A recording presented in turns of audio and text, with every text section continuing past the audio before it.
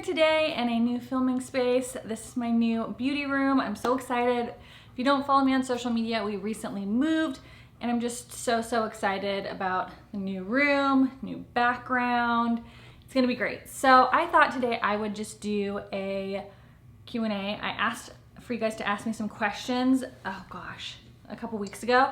And so now I figured it'd be a good time to get around to answering them. So got my phone here. If you hear heavy breathing, Finn is sitting right next to me. So he's doing pretty good with the move. He's a little bit anxious sometimes. Everything is new. So he has been like following me around like a little puppy dog. So not that I'm complaining or anything, but if you hear heavy breathing, this little guy right here. So I asked you guys to ask me questions on Instagram, and so I thought I would answer a few of them just to kind of like ease my way back into YouTube land. I did post one video, it was a favorites video a week and a half ago or 2 weeks ago.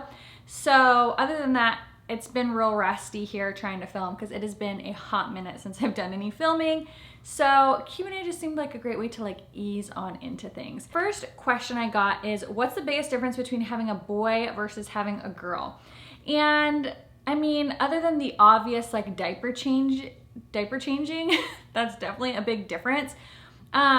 Liv is still pretty young that there's not a whole lot of difference as far as like when they're babies.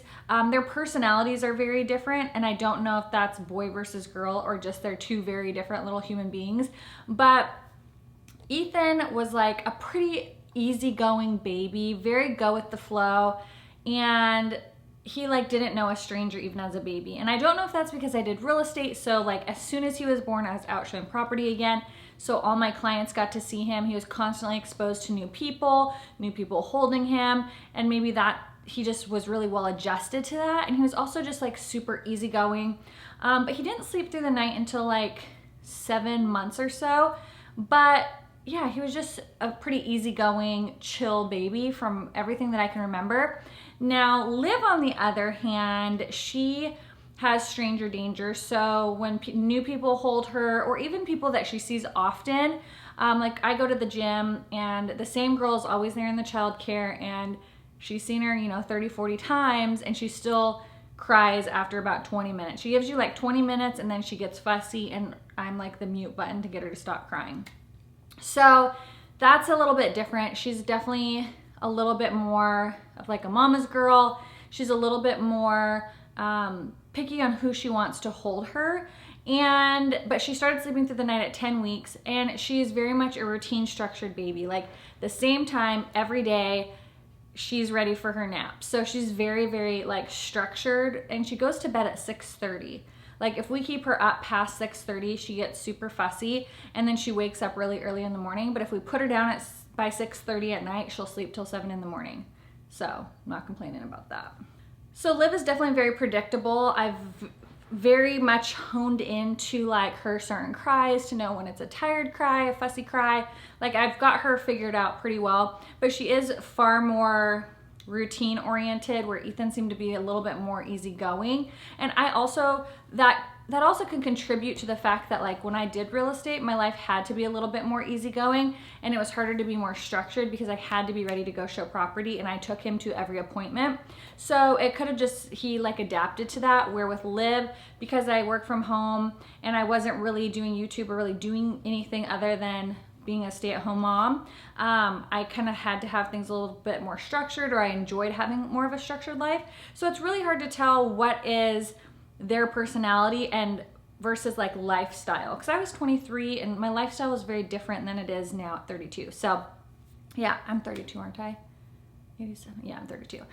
So it's just just lifestyles are different. So it's hard to tell what is personality versus just the atmosphere that they're in now. But it'll be interesting to see as she gets older what she's like. Oh, the other thing is Liv is a shrieker and Ethan was a growler. So he growled all the time and she shrieks. But I think she's still too young really to tell the main boy and girl differences, at this age, because she's almost 8 months. The next question is, are you still breastfeeding? No negativity either way. Fed is best. Just curious if so, how's it going? I am. I give her 1 bottle a day, and that's her nighttime bottle, just so I can really make sure she's getting all that she needs. I find that if I nursed her at night versus giving her a bottle, she would wake up in the middle of the night. So I give her a bottle and it's all breast milk. So she's never had formula. I nurse her throughout the day and then also give her solids. And then the nighttime, she gets a pumped bottle. And it's going really good. If you guys follow me on Instagram, you know that I had some struggles at the beginning. She had a lip tie, which we got revised, and that helped. And then she had reflux issues, and then she kind of went through this like 1 week nursing strike that was like very, very difficult for me.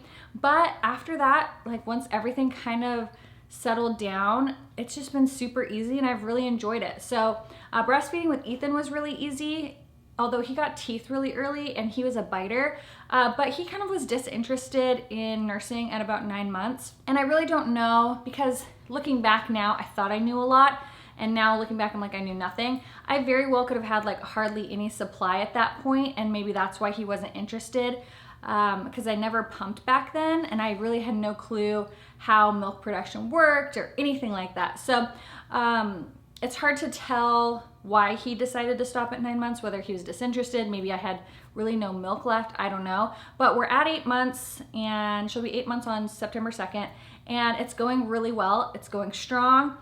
She nurses, you know, throughout the day and then bottle at night. So yes, still breastfeeding, and it's a breeze now, and I'm thankful for that. What does your daily routine look like now being a mom of 2? Honestly, it doesn't look much different than when I was a mom of 1, partially because we do have Ethan every other week. So he goes to his dad's. We do a Monday through Monday. So every other week he goes to his dad's house, and obviously our schedule just doesn't really look much different.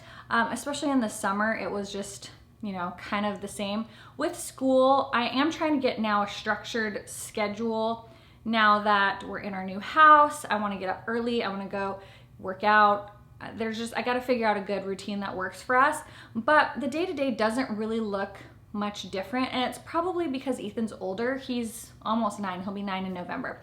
So he's pretty self-sufficient in a lot of things. If he wants a snack, he knows how to make toast. He knows how to make a sandwich. Like, there's a lot he can do for himself. He knows, he takes it, he's been taking his own showers and clipping his own fingernails and toenails for at least 1.5 years now. So he's a pretty self-sufficient kid, and he is a very good rule follower. So you just set out like, hey, I need you to do X, Y, and Z, and he goes and does it. So he's a very easy kid, a very easy boy.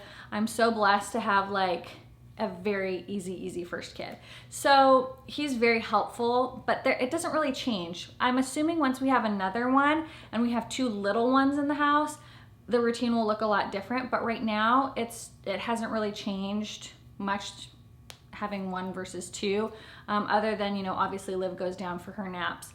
And then during that time, either Ethan's in school, or if it was summertime, that was like time for him and I to spend together. If you had to pick one self-care thing to do, what would it be, and what rejuvenates you?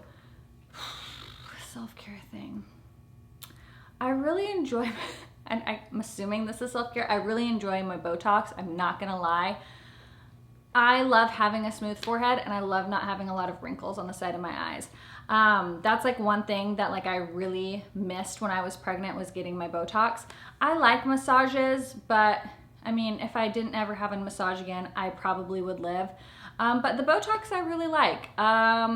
Other self-care things, I really like my baths at night too. That's another thing. And what rejuvenates me, I am a extroverted introvert, so I like my alone time. So the things that kind of like, I don't know, refresh me, rejuvenate me, recharge, that's the word I'm looking for, recharge me, is just my alone time. If I have to be around a lot of people for a longer given period of time, I like then just need to like not be around somebody for a couple days. Like, I like to be alone, other than my family, like, you know, Ted and stuff. But like if we go do like a vacation with a bunch of family, like I need to like have my quiet time and just be alone for a couple, like 2 or 3 days, to just kind of like recharge, because I recharge best in my like alone time, whether that's watching my shows, sitting and playing in my makeup room, going shopping by myself, sitting and taking a hot bath. Like, those things make me come alive again and recharge me, where other people,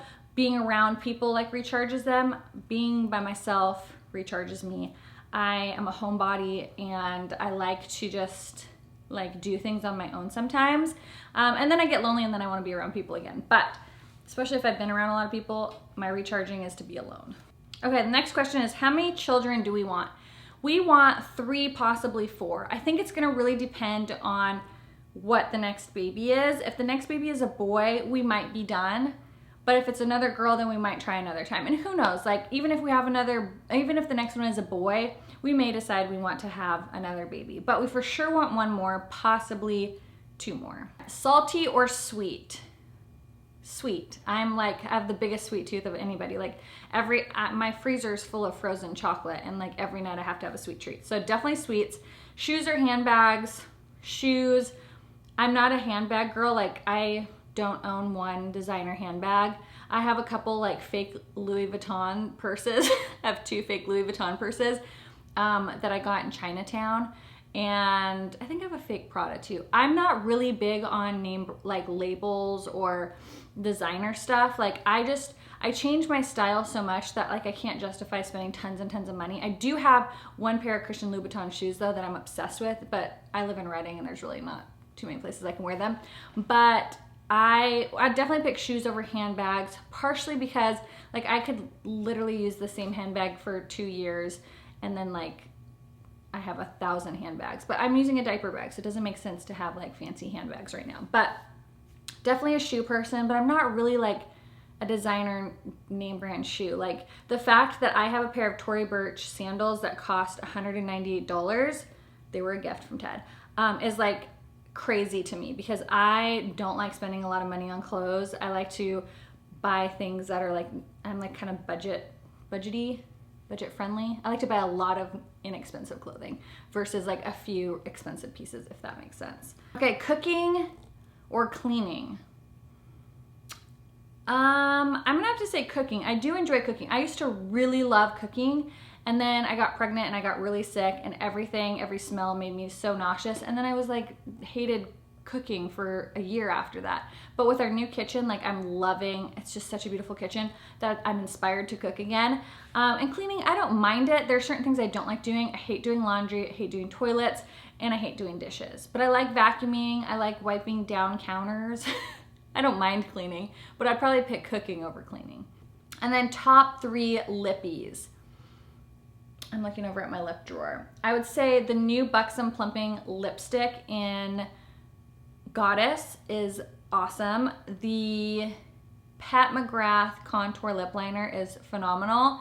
And then let's see, what's a lip gloss that I'm liking? I'm looking over at my lip glosses. Oh, probably like the Sephora Outrageous Plump lip gloss. That's just such a good one. I like the nude one. I think it's number 2. Okay, have you gotten back to your post-baby body? You look amazing. Well, thank you and no. I feel like after I had Liv, I got down to my pre-pregnancy weight pretty darn quick, and then somehow I gained weight again. So I'm about 5 or 6 pounds above my pre-pregnancy weight. I was about 118, steadily like 115 to 118 prior to being pregnant. Now I'm in like the 125 range, which is on the heavier side for me. I am 5'1", so I'm pretty short, and I'm pretty petite. I'm definitely holding on to a lot of weight in my midsection that I'm not used to. If you've ever seen any of like my old like workout posts or anything like that, like I have always had just a great 6-pack. Like I've had a great 6-pack, flat stomach pretty much my whole life. So the fact that it's not toned is really hard for me. I know a lot of people say that they like love their post-baby body and like how amazing it is what, you know, the human body can do. And I agree, the human body is really awesome and it's amazing as women what we can do. But I would be lying if I said, oh, I love the way my body looks after having a baby, because I don't. I definitely don't. I am very hard on myself. And it doesn't mean that I don't love my body and I'm not in awe of what my body can do, but do I love the way that my body looks? No, I don't. I know that I am capable of having like a much more toned body, and I know that it just has to do with me cleaning up my diet and working out harder, and I can get back to that. But yeah, I just haven't made it a priority. And so instead I've been complaining about it to myself instead of actually doing something. So that's my own fault. But yeah, my body is nowhere near what it used to be. My arms used to be really toned. My whole body was like fit and like tight, and I loved it. So I have some work to do, and it's just a matter of like actually doing it and not complaining about it. Next question. What age do you think it would be appropriate for Ethan to have a girlfriend? Probably 16. I was 16 when I was able to officially date. I think that's a good age. 16 I think is a good age. 18, 30, I don't know. No, 16 is fine. He's had like he had a crush in kindergarten that lasted for a few years. So he has little crushes now and again. He has a crush on this little girl that's super cute. But like an actual girlfriend, I would say probably 16. It's really important to us that we raise Ethan to be super respectful of women and just understand the importance of like respecting his body, respecting her body. And we just want to have a really good relationship with him to where he feels comfortable talking to us about, you know, all of that comes with dating. I don't even want to think about that yet. He's 9, almost 9, and I don't even want to think about having those conversations with him. But I would say probably 16 is when we would be like open to him, like having an actual girlfriend. And the last question is, what do you struggle with most in day-to-day life, and how do you overcome that? I think that my biggest struggle right now is honestly there's a few things. One, I'm unhappy with the way my body looks, and it's like, it's kind of a catch-22 to try to like talk about these things, because I never want, here's the thing. I know that for some people, my body type may be the goals body type, and for some people, I am definitely not a goals body type, but for some I am. So I don't want to discredit that I don't feel comfortable in what my body looks like, because that may be somebody else's like ideal body like type or shape or whatever. It's just kind of hard because I don't want to make anybody feel bad. I don't want to feel like this body type is not good enough. If that, I don't know. It's really hard. I'm trying to explain this the best I can, but it's really hard to explain, but hopefully you're understanding what I'm trying to say. But for me, because I am so used to myself looking a certain way, with little to no effort, strictly most likely based on genetics. My biological dad is smaller framed. He's always had like a good stomach. He's always been really in shape. So I got a lot of his genetics as far as like how he was built, and just always being kind of petite, small, and like trim. So that's how I've been all my life for 30 years. I've always been small. I've always had a really great stomach, and literally my whole life, it really hasn't taken much effort. Like I could not work out and eat whatever I wanted, and I still had like a tight stomach. So because I'm so used to that, now not being that way, and I'm a lot more self-conscious about my body or aware of my body nowadays than I was maybe 10 years ago. So I know part of it has to do with getting older, and obviously keeping weight off and staying in shape and staying strong and all of those things take more work as you get older. So I think part of it is being really hard on myself, knowing what I'm used to looking like versus what I look like now. And it's just mainly my stomach area that I'm really struggling with. I also got diastasis with this pregnancy and an umbilical hernia. So I'm so used to training my abs, and it's a whole other ballgame if you have diastasis. I'm struggling trying to figure out what I can and can't do. I did do some physical therapy after I had Liv, and that kind of helped close the gap a little bit, but I still have a gap. I don't know enough about diastasis to really like help you guys with it. So I have no questions or no answers for you when it comes to that. But that's been a huge struggle, is this diastasis and umbilical hernia thing, trying to figure out what type of exercises I can do to strengthen my core, to get it back in shape. It's just, I mean, I've watched a lot of YouTube videos, and I'm really like struggling with that. So that's a huge part of it, is I'm used to training one way, and now I can't, and I can't quite figure out what to do to like get this situation looking good again. So that's been a really hard part. And then I think because I'm discouraged about it, I like avoid working out, and I'm not like eating super clean like I know I could be and should be doing. So that's one big thing that I'm struggling with. And it's like a constant thing that I'm like having to go through. And it's not like a weight thing. I'm not like, oh, I need to lose a lot of weight. Oh, I need to be skinnier. It has nothing to do with that. It has everything to do with how I'm used to it looking, and it doesn't look like that. And I don't know how to help fix it. Well, I mean, I do working out, but I'm struggling with the workout part, mainly because I don't know what to do that's safe for my diastasis, because I don't want to create a bigger like spread. I don't want it to spread more or split more. So that's been a really frustrating struggle. And the other thing is probably like, and I've struggled with this for a few years now, and it's like, it's friendships with girls. Like I can get along and hang out with a bunch of guys all day long, but I've always struggled with close friendships with women. And I feel like as I've gone older, I'm definitely more skeptical of people, a lot less trusting of people.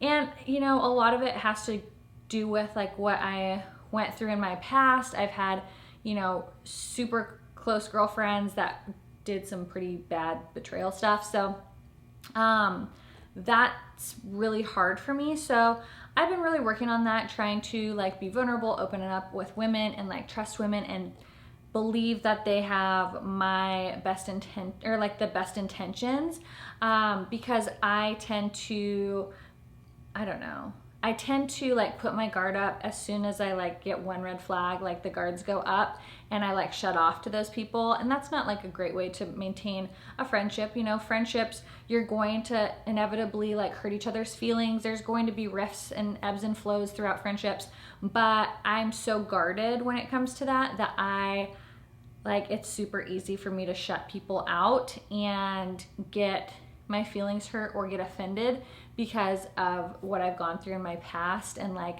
being so forgiving in a friendship, and then like, you know, shit hit the fan essentially and ended up being a real bad situation. I think it's like partially because of like my past and having like a super close friendship that was like a sisterhood, and then, you know, it just ended up being pretty bad. So that, as much as I've healed from like that part, certain parts of that thing, I know that I'm still really guarded with girls, with women, and it's really easy for me to shut people out if I feel like I'm gonna get hurt. So that's a real big struggle I have, because there are I mean, yeah, there are some like really shady women out there, but I feel like there's a lot of really great women.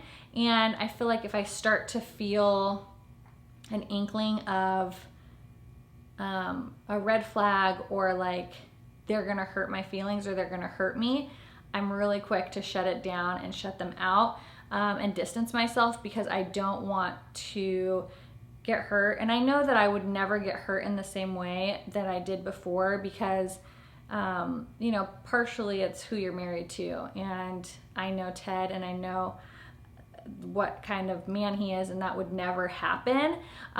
So that particular situation is not something I'm ever gonna have to deal with again or go through again, but it's still like, it's still scary. And even though I know that I won't be hurt in that particular way ever again, I still can't,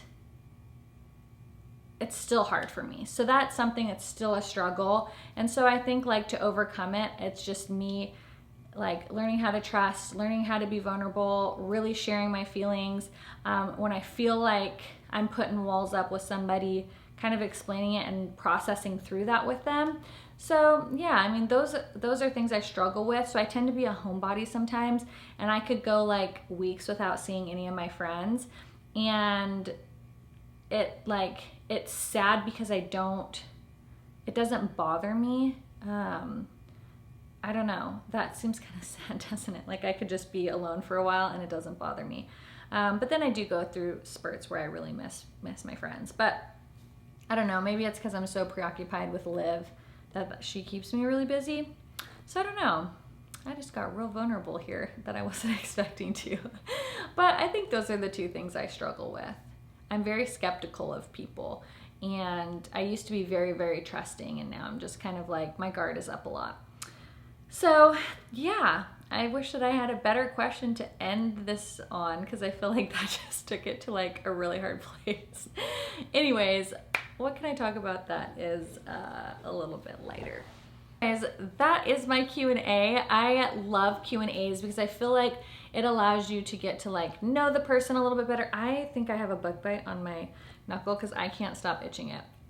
I hope that that allows you to get to know me a little bit better. I just think it's fun because sometimes you just see like, you know, the few minutes of a makeup tutorial or whatever it is, and you don't really get to know the heart of a person, or I don't know, a deeper part of who, you know, that person is that you love watching. So I hope you guys enjoyed this. I thought that it was fun to do. It got me processing out loud some stuff. I'm also an internal processor, meaning, well, like I internally process things verbally, but to myself.